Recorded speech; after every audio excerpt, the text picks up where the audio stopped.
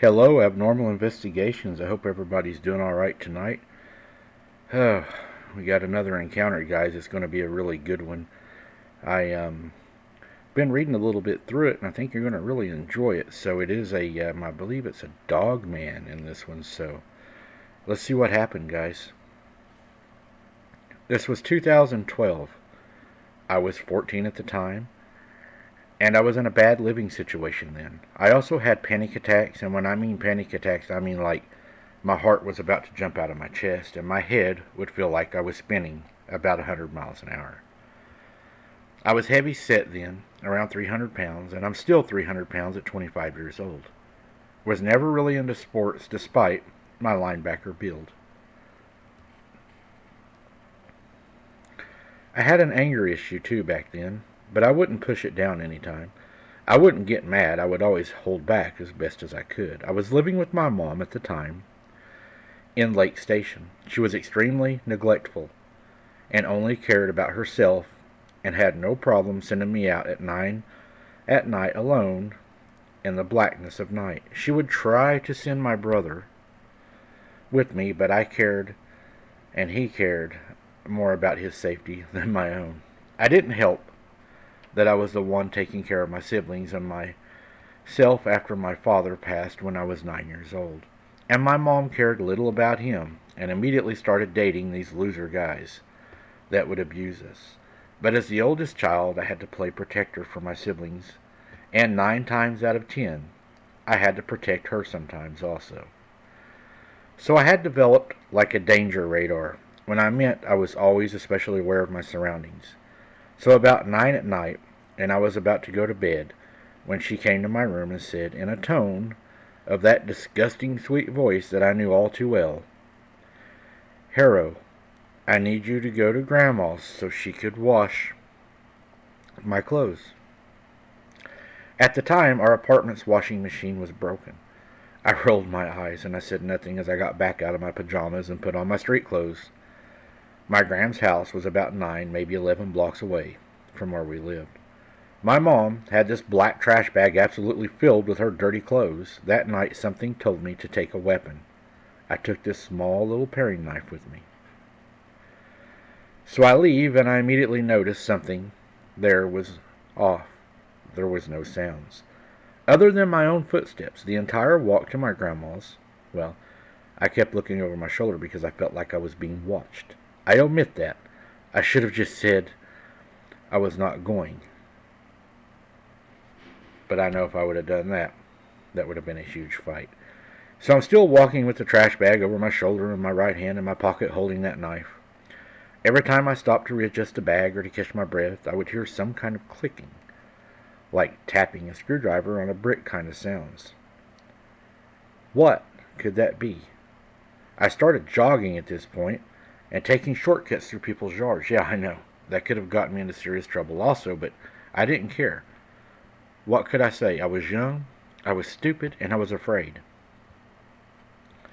So I get to my Gram's place and absolutely sweaty and a little winded. My Grams opens the door clearly confused and wasn't expecting me. Grams immediately noticed the worried expression on my face as she let me in. She then said, "Let me guess. Your mother sent me her clothes to do." As she took a puff from a cigarette. Now one thing about my Gram, she loved all of her grandkids and now her great-grandchildren.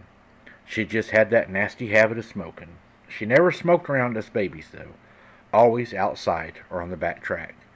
I simply nodded and I took the bag to her laundry room. I then came out of the living room where she was putting out the cigarette. She has a worried expression and said something out of the blue. "Are you doing okay?" At that time, I was a terrible liar. My eyebrows would spaz when I lied. "Yeah, I'm just dandy." In truth, I was worried about some psycho was following me, but I tried to stay calm and collected. My Grams would start talking to me and making sure that I was okay. She was a very loving lady, which did put me at ease. She always had this calming nature when I was around her. It was probably the only time that I was relaxed and I let my guard down. She's been more of a mom to me anyways. She always cared about me and my other siblings. The only time she ever wanted us is when she thought she could get child support or we would benefit her in some way or one of her many men that she would sleep with. Yeah, that was my mom. She would marry anybody to just try to get ahead and not have to work.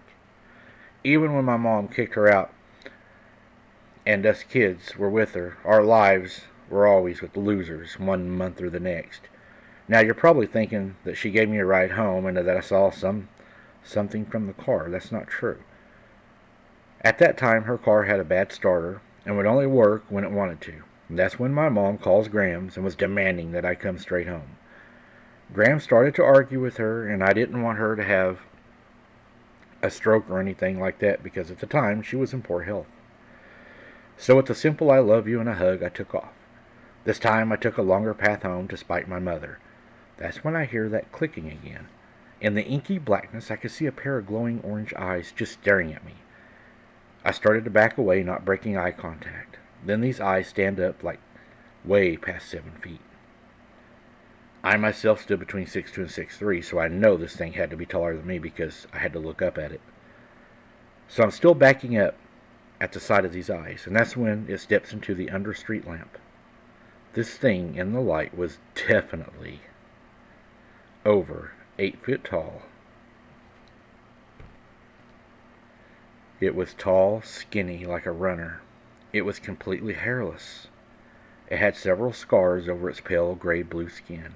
Its head was like a pit bull's, very blocky. It had ears that were stretched out like the Egyptian god Anubis, ears or some kind of jackal creature. Now, I was definitely starting to hyperventilate at this point, because this thing just growled with the most guttural sound I've ever heard.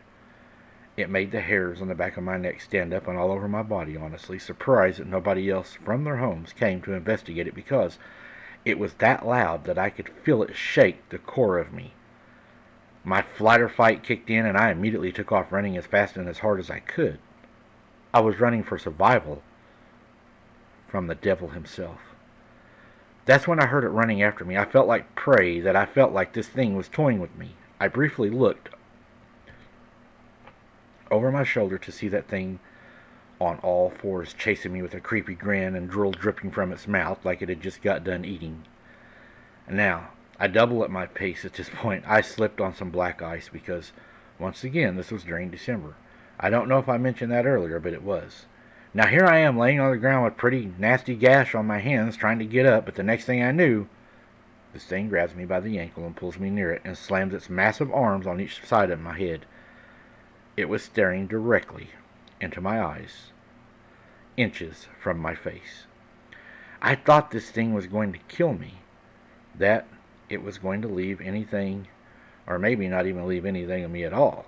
Maybe it was just going to swallow me whole. This thing was huge, and nobody would ever know what happened to me.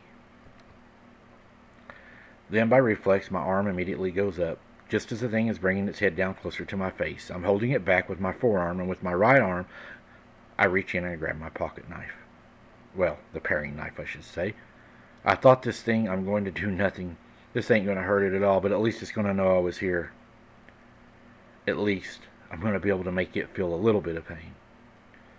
And so I just ram it in, and randomly, I think I got it below the rib cage because I felt deflect off a bone. And let's just say this thing let out the most scary, blood-curdling scream you've ever heard. This thing is trying to bite me. It's snapping at me like an angry dog. I mean, this thing is actually snapping its teeth. I stab at it one more time and scream. And whenever I did, the neighbors turned on their porch light.